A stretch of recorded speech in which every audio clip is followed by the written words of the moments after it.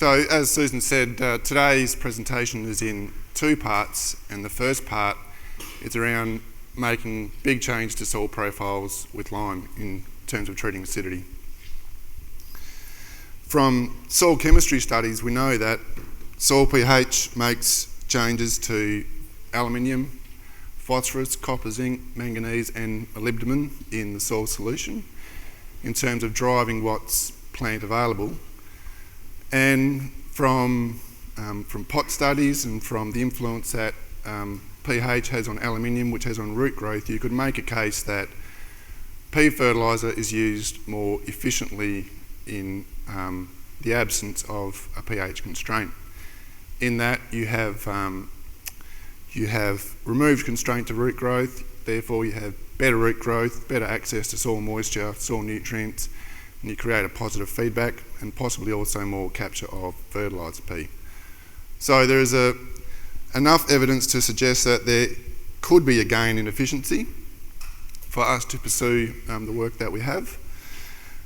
But there's actually very little evidence around how you might change your decision for nutrients based upon changes in pH in Australia, let alone in Western Australia. So what we're going to attempt to address today is a fairly simple and applied question, and that is from the grower's point of view, and that is, if I have ameliorated soil acidity, should I do anything differently with my pea fertiliser? So the way that I will address the question is to step through a few trials as examples that we have, only a subset of the bigger data set. We're constrained due to time. So what we're looking at on the left-hand side, in the figure on the left-hand side, is maize wheat grain yield in response to pea drilled out to 20 kilos of pea per hectare. And the bottom line, the dashed line, is where no lime was applied. The top line, the solid line, is where 3.5 tonnes of lime was applied 3 years before the trial. On the dashed line at the bottom, the brown dot is the P rate where we maximise profit on our profit response curve to P. So I haven't shown that, just the point where we maximise profit. The blue dot showing us the point where we maximise profit from pea fertiliser where we have applied lime. And so the table on the right quantifies those numbers. The profit maximising P rate where you have applied lime is 9 kilos of P per hectare and out to 19 kilos of P per hectare in the no lime treatments. And there's quite a difference in margin at those 2 points, so over $100 per hectare. And that margin is just based on wheat price, using this previous 6 months cash price for wheat and pea fertiliser pricing P at $3.40 a kilo. So the eye tells you that there's obviously something going on there and that those curves are different. But when we do the statistics on the shapes of those curves, when we test whether those shape parameters are actually different, they're not. And when we test whether the initial gradient, so the slope from 0 to 5 kilos of P per hectare, they are not different. So statistically speaking, we don't have an interaction here in terms of the response curve. What's driving the difference in profit here is the additive effect, so that you, in a sense, are shifting the response curve up by applying lime. So at Wongan Hills, 19 kilos of P is probably a bit unrealistic, a bit high. If you were to say, what if we put on 9 kilos of P in the minus lime treatment, you are down to $377 per hectare margin, so you're losing further money still. So quite a big gap in terms of the margin that you'll achieve between the lime treatments. But the takeaway from that, I guess, is that it's an additive effect driving profit rather than an interactive effect. So the next trial in this series was at Merredin last year, and the figures are set up in the same way. So our P rate, where we maximise profit on the profit response curve for P, is 19 kilos of P per hectare for the minus lime treatment, and 11 kilos of P for the plus lime treatment. And at this site, there had been 6 tonnes per hectare applied over a 7-year period. So we've created major differences in the pH profile at 0 to 10 and 10 to 20 centimetres.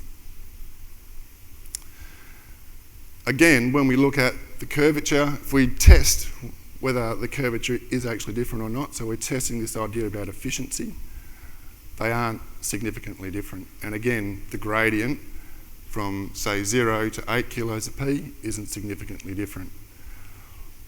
The differences in the curves are greatest at lower rates, so 0 out to 4 or 8 kilos of P per hectare. When we look at where 0 P was applied, so that's just reflecting soil, plant available P from the soil, yield is higher in the plus lime treatments, but not significantly higher, p-value of 0.2. And that's kind of a common trend amongst these sorts of trials, that we do get a higher response, and sometimes significant, sometimes not, at 0 to P, that is.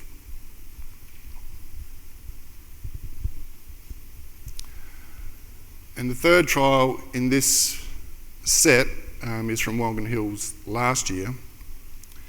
And again, similar to the other two, we have a lower rate that maximises profit in the plus lime treatment, in that we're at 2 kilos of P per hectare. And in the minus lime treatments, we're out to 6 kilos of P per hectare.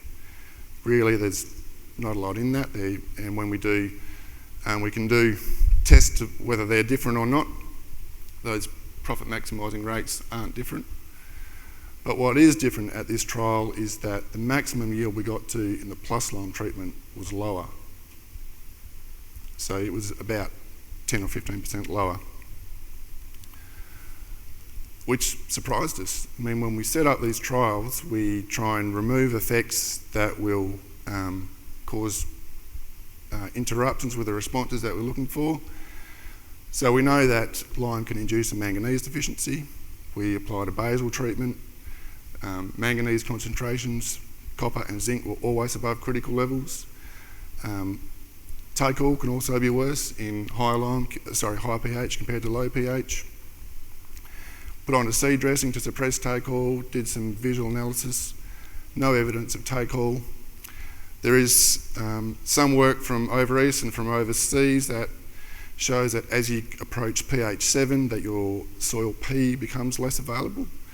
But in this trial, shoot P concentration was always significantly higher in the plus lime treatments, so soil P was more available.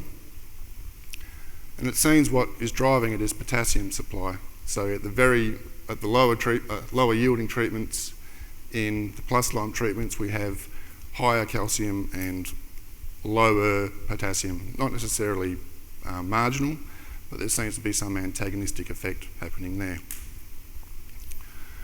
So that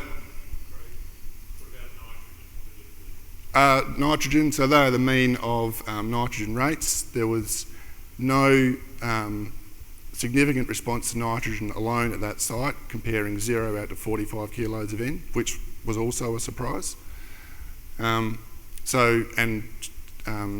Shoot N concentrations always well above critical levels. So it was a process of deduction that got us to the K story, and when we look at shoot K concentration at tillering versus grain yield, there's a pretty good correlation, R of 0.73, which tells us that early K availability was important in the plus lime treatments.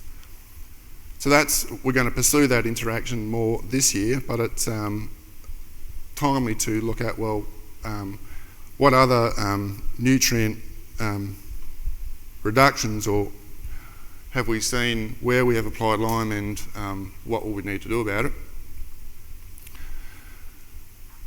So in the example on the left-hand side is from our trial at Dandarian, and we're looking at shoot concentration of manganese in wheat, and the control had a concentration of around 40 milligrams per kilogram. This is in whole shoots. In the rotary spader treatment, down to about 30, and then when we put out 3 tonnes of lime and then rotary spaded that, we dropped it down to 24, and the critical level was 23.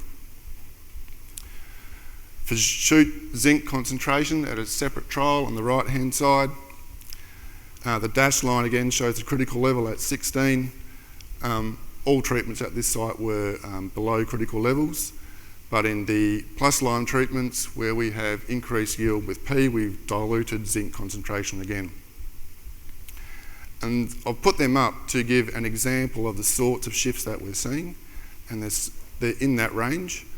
And so it sort of flags to us that if your copper or zinc or manganese levels are marginal anyway, then it is possible that by putting out high rates of lime, probably 2 tonne plus, you can cause a big enough change in pH to cause those levels to drop below critical levels.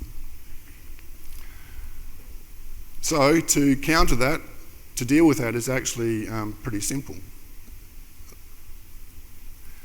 So what we're suggesting is some targeted sampling, youngest in wheat, youngest emerged blade at mid-boot. And the reason for timing the sampling for that plant part and that stage is because that's the best strategy for picking up diagnosing copper deficiency. And the other elements are less sensitive to timing.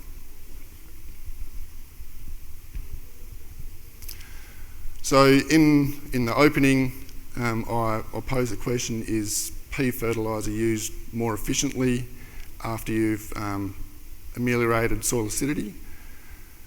Amongst the trial data that we have, the trend is towards that, but overall, if we're to be hard-nosed from a statistical point of view, we'd have to say no. And so from a decision-making point of view, that means that using existing recommendation models by changing yield potential is a sensible and practical way to deal with how or if you might change your P fertiliser rate after liming. So a small change. So part 2 of this story is around making more rapid changes, specifically around soil inversion. And with soil inversion, it's done for a number of reasons, but principally to date it's been about treating water repellent soils or dealing with herbicide resistant weeds. And so in a short space of time we've built a pretty good understanding of the sorts of changes in water repellents or weed emergence or crop emergence that we might expect after moldboard ploughing or rotary spading. We've also built a pretty good understanding of how those changes in seedbed in particular affects establishment. So with or without rolling, soils at crust, especially yellow soils that have been moldboard ploughed. And growers have adapted pretty quickly to deal with that.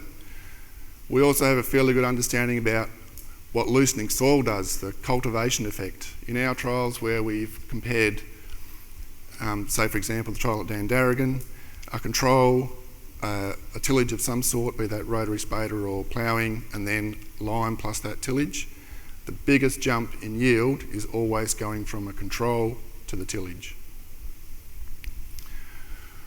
So we know that there's a yield benefit from removing compaction with cultivation, but we actually don't know a great deal about soil mixing. What sort of profiles do these ploughs create, and what does that mean from a management point of view? I mean, as an example, a pretty applied and question that we really can't deal with that well at the moment is, if I put on 3 tonnes of lime before a rotary spade, where does it all end up? Or alternatively, if I want a pH profile of 4.8 as a minimum all the way down, how much lime do I need to put on? So they're the sort of questions that we're working towards answering. So to quantify soil mixing, we had to come up with a new method because there isn't really anything out there that we can take off the shelf. So there were 4 main steps. The first is to install trenches of coloured sand in the field, and so those trenches were installed at a direction perpendicular to the way that the plough runs, and we used in those slots, they were 1 metre wide, 10 centimetres across and 40 centimetres deep, and we layered green, red and blue sand in those trenches. In the second step was to run through with the ploughs, and you can see in the second picture there where we've taken the first pass with a one-way plough. The third step was to dig pits roughly about where we put the soil, and then advance that pit face in 5 centimetre increments, take a photo of each slice to get a record of where that soil has ended up.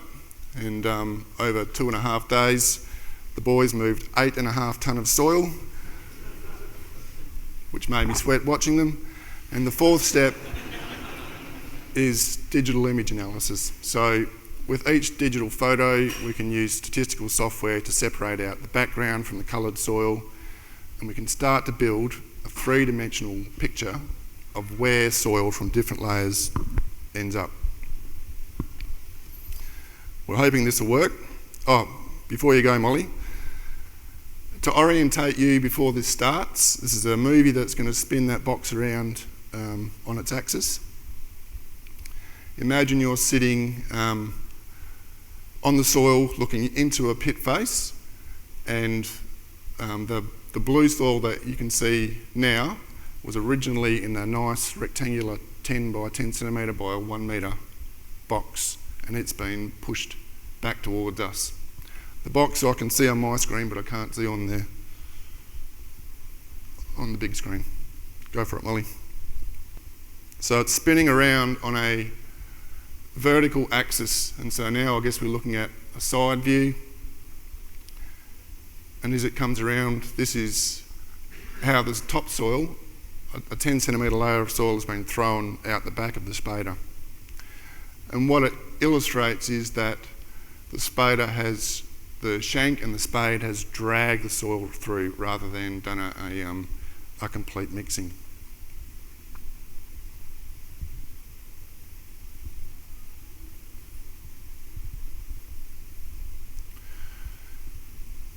So that analysis, that image analysis, allows us to do a number of things that we haven't been able to do before.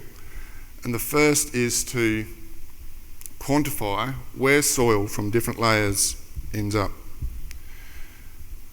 And so on this chart we have soil depth. So 0 is the soil depth prior to cultivation, and we're looking at down to 40 centimetres down the profile.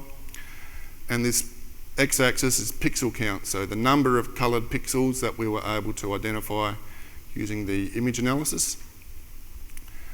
And so the left-hand side is deep ripping followed by a rotary spader, then a moldboard plough, offset disc followed by a deep ripper, and then a one-way plough. And you'll notice that there is a bit of similarity in the way that the rotary spader, the moldboard plough and the one-way plough redistribute the topsoil. And some of you are probably thinking, if that's how the moldboard plough has redistributed the top 10 centimetres, it's done a bloody terrible job. But in fact it didn't. It did a very nice job. What we are used to looking at with moldboard ploughs is this little bit here, the bottom of the trench where all the organic material ends up, the dark stain stuff right at the very top. And that was where it should be, at the bottom of the trench. And this, if you like, is the remainder of soil from 0 to 10 centimetres. Stuff which isn't so easily visually discriminated. Overall,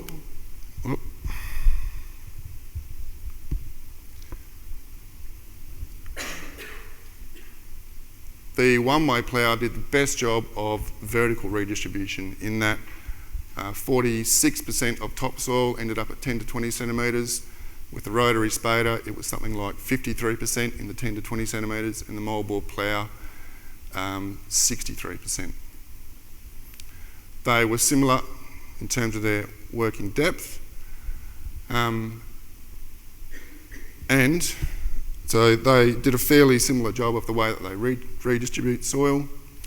With the offset discs followed by the deep ripper, you'll notice down the bottom it worked a bit deeper than the others, and that it dragged up some of the soil from 30 to 40 centimetres and 20 to 30 centimetres. But our observation from being in the pit is that it didn't drag it all the way to the surface, it tended to drag it up and then force it sideways. So the next step in this process was to have a go at working out mixing efficiency. And by mixing efficiency, we mean how well was that slab of soil broken up into little bits and mixed around with other parts of the soil. And we did that again using image analysis. So for each of those slices, we can identify unique blobs. And where you have big blobs of soil, and a few of them, you have a low perimeter to area ratio, so poor mixing efficiency.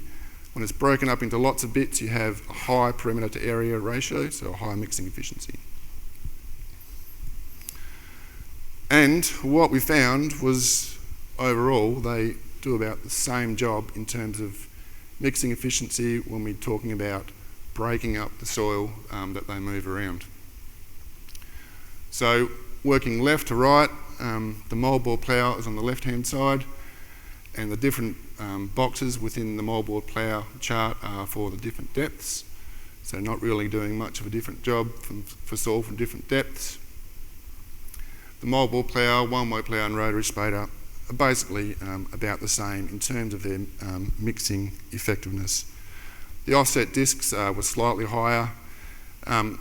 It's harder to compare those to the rest because it only had a working depth of 10 centimetres, but even again, not hugely different. So an analysis from a totally separate trial, but just down the road, paints a similar story in that the patchiness or the mixing effectiveness of these ploughs is about the same. So what we're looking at here for different implements is the number of samples that you need to give you a given probability of the mean that you measure from that 5 or 10 centimetres, the mean that you measure from those 5 or 10 samples falling within 0.2 pH units of the actual mean. So a simpler way to phrase it would be, how many samples do I need to get a reliable mean? And it seems about 10 or at least 10. So in 0 to 10 centimetres, they're all about the same, that you need a roughly, 10 samples would give you at least a 90% probability of getting a reliable mean, being within 0.2 pH units of the actual mean. At 10 to 20 centimetres, the no-till control and the banded wetter were about the same, as you would expect, because the only difference is a wetter was applied. And the moldboard plough and the rotary spader were behaving similarly, reflecting a similar variability created by those ploughs in the 10 to 20 centimetres. So again, about 10 samples would get you to roughly a 90% probability. They differ a bit at 20 to 30 centimetres in that there seems to be more variability in the moldboard plough, but at 10 samples you're down 75–80% chance of being within a reliable mean, and 10 samples does it again for the moldboard plough and rotary spader, and we're working depth with just below 30 centimetres at that site. So it's painting a similar picture that the patchiness created by those ploughs is similar. And so what we're working to is a synthesis of the knowledge that we have to date, principally to deal with some real agronomic or soil inversion questions that we're grappling with a bit at the moment. And Steve's example earlier was a good one of putting in 2 tonnes of lime where they'd moldboard ploughed. We could use this sort of tool to get a feel for what sort of pH change we're going to see after moldboard ploughing with different rates of lime. So that's a work in progress.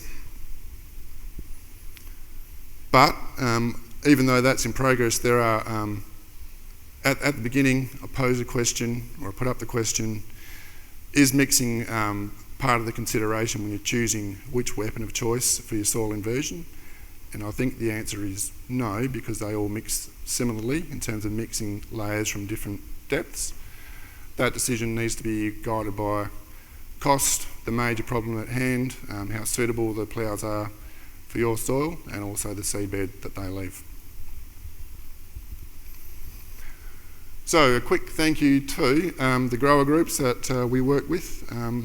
Without them we can't get these trial sites to happen. The West Midlands Group and Levy Group, and in particular David Isbister for letting us chop up one of his paddocks, and also Jeff Fordham for having a long-term trial at his place. Thanks also to the Research Support Unit at DAFRA. Without them we can't make this happen, and also thanks to GRDC for supporting this research. Thank you.